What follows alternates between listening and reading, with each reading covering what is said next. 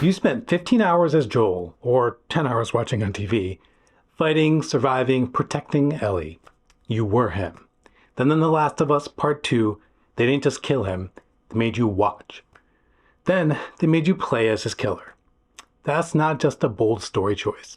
That's psychological warfare. And if it messed you up, you're not alone.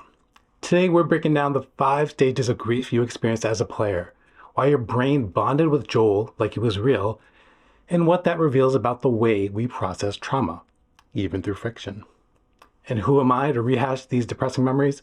My name is Dr. Salman Aziz Mirza, and I'm triple board certified in adult psychiatry, child and adolescent psychiatry, and addiction medicine. And when I played that scene, I threw my controller across the room.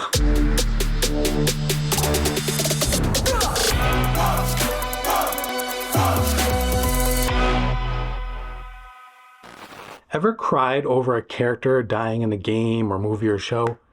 You're not weird, you're just human. Our brains are wired to form emotional bonds, even with people who aren't real. These are called parasocial relationships. You know them, they don't know you, but your brain doesn't care. Think about Joel. You didn't just watch his story, you lived it. You kept him alive. You saw him open up to Ellie. You made his choices. So when he died, it didn't feel fictional, it felt personal. And Joel's not alone. Arthur Morgan in Red Dead Redemption 2, Lee Everett in Telltale's The Walking Dead game, even characters in games like my personal favorite, Mass Effect. We bond with them because the interaction is real. Our brains process it that way. Studies show that the same parts of the brain light up: empathy, social cognition, emotional memory, whether you're thinking about a friend or a character that you care about. But here's where it gets deeper. In video games, you don't just watch, you act. You're not sitting back like a moviegoer. You're pressing buttons. You're making choices. You are Joel. When he lifts Ellie to safety, you're lifting her. When he's injured, you flinch. This interactivity creates what psychologists call a self-presence. You start to see yourself in the character. That's why when Joel dies, it hurts like you failed. And game designers know this. They intentionally build these bonds through shared trauma, moments of vulnerability, and protective instincts.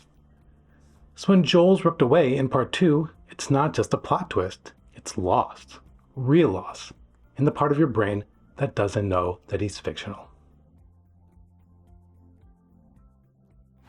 Joel's death didn't just make players sad, it made them furious.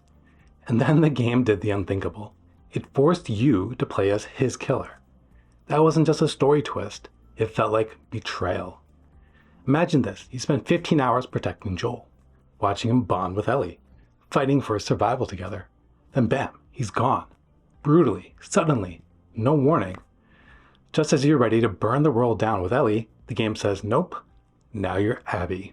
That moment shattered players, not because of bad writing, but because of something psychologists call the narrative contract.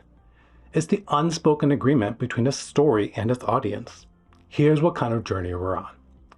And The Last of Us told us that this was Joel and Ellie's story, a gritty emotional survival tale. We didn't sign up to empathize with his killer. So when the game flips that contract, it hits like real betrayal, like a friend you trusted suddenly turning on you. This isn't just fan outrage, it's relational trauma. The writers knew exactly what they were doing.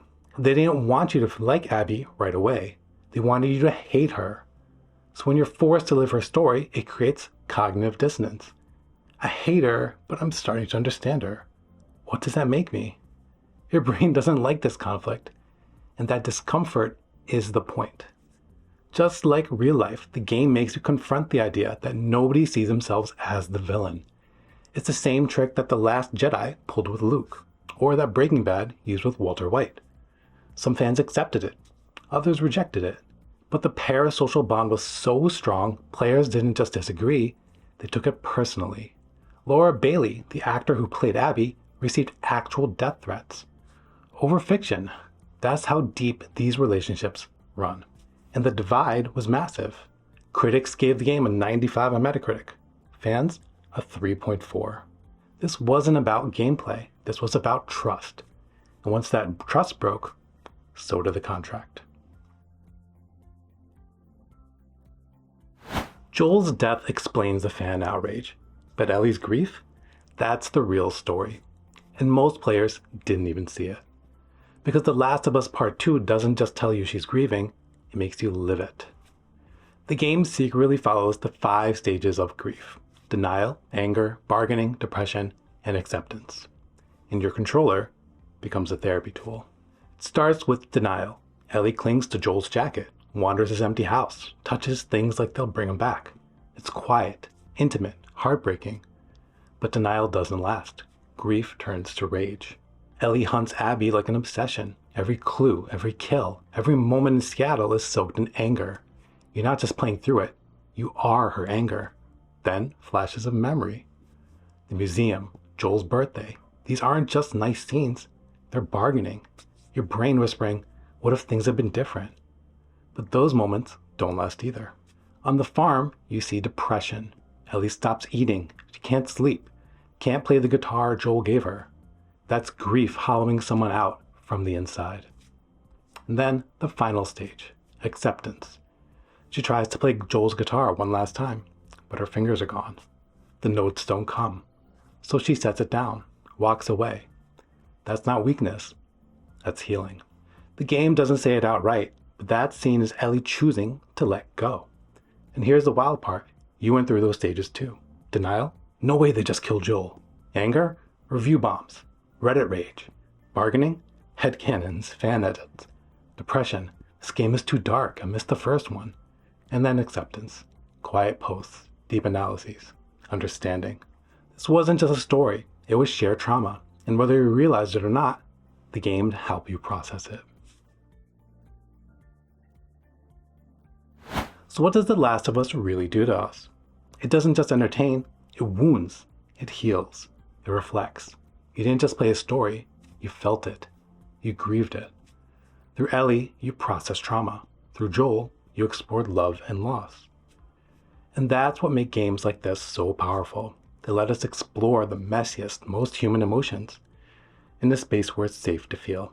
If this video gave you insight into how games mess with your mind, in good ways or bad, check out my breakdown of Marvel's Snap next. It's a very different game, but it uses the same psychological levers to trigger addiction and spending. From grief to microtransactions, your brain is always in the game. Make sure to hit like and subscribe and share your thoughts in the comments below on how you felt about The Last of Us Part 1 or Part 2. Until next time, be safe and be well.